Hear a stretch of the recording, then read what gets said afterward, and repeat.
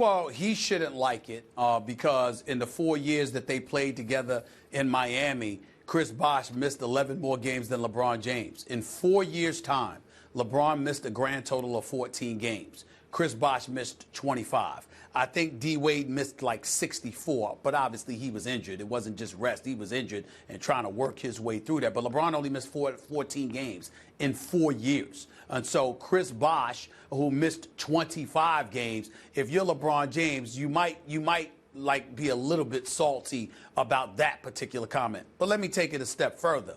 I also want to sit up there and take a moment to say LeBron James is not being slick here either. I mean, even though Chris Bosh isn't the one to speak, I don't have a problem with Adam Silver.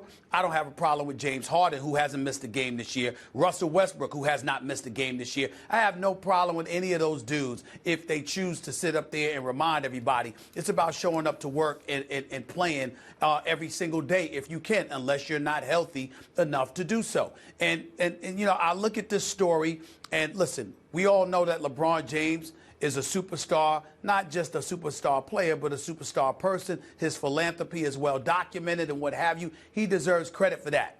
But LeBron James also needs to get credit for being shrewd as hell. Because in the aftermath of his highly insensitive and arrogant comments about how the NBA can't do anything about players missing games, once the shrapnel of verbiage and cynicism came aimed in his direction, because of that comment, conveniently we hear something about his new sneaker line coming out and how he got folks from the Cleveland Clinic, brought some kids over there to the Cleveland Cavaliers practice facility and all of that stuff. His heart's in the right place. He does tremendous things for the community. I'm not taking away any of that. I'm just talking about the timing of the story. Because in the end, what it comes down to is this. No matter what you do, LeBron James' character is not to be questioned. His greatness is not to be questioned. But you are highly insensitive towards the fans when you said what you said. And the way you've been taken off when you missed the 6 games that you've missed this year. Sitting on the sidelines, eating cookies and stuff like that, laughing with your teammates while fans thought you were going to play and they paid to come see you play. All of those kind of things are the kind of things that we need to be paying attention to. I appreciate his philanthropy. We all should. But we should not forget the fact that you're a marquee. And with being a marquee comes showing up on the damn basketball court and acting like a marquee. Chris Bosh's point is that if you're healthy, you should play. And for a guy whose health has not permitted him to play basketball anymore, I can understand that point of view. Sitting there alone with his thoughts, thinking if only I was healthy enough to play, I'd do anything to be out there. I get that. He's not wrong. It's a legitimate point of view.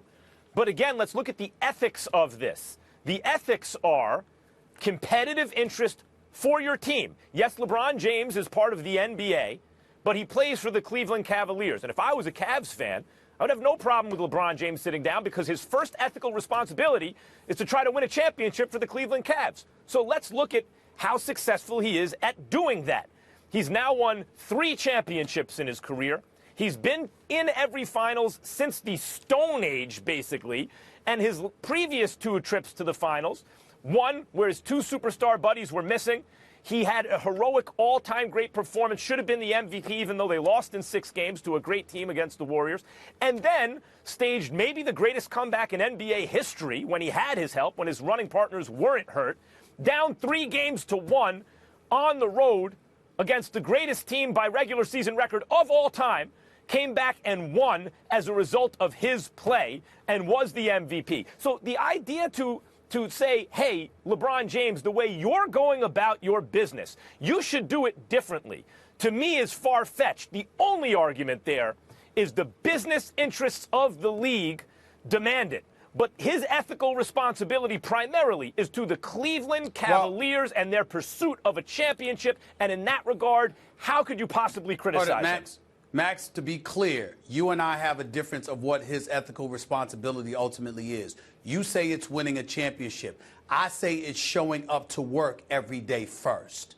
That's what I say. I say winning a championship first. I understand. That's fine. We're on two opposite ends of the place because in order to win that championship, you first got to show up and show up to work. We got to show up to work today. Cal Ripken is celebrated, into perpetuity. Why? Because he showed up to work every day. Baseball, the fans paid to see him play for 162 games a year, and he showed up. That's all I'm saying. In baseball, sometimes in the middle of the season, in the last Yankees dynasty, Mariano Rivera. Mariano Rivera might be available, and Joe Torre may have looked and said, yes, I could use him today to seal this victory, and the fans would get to see him. But I need to rest his arm because we're going to make a deep playoff run, and we need to win then. And they won the World Series every year. Max, it's too early for the baseball analogies. Can we wait to the second hour for the baseball?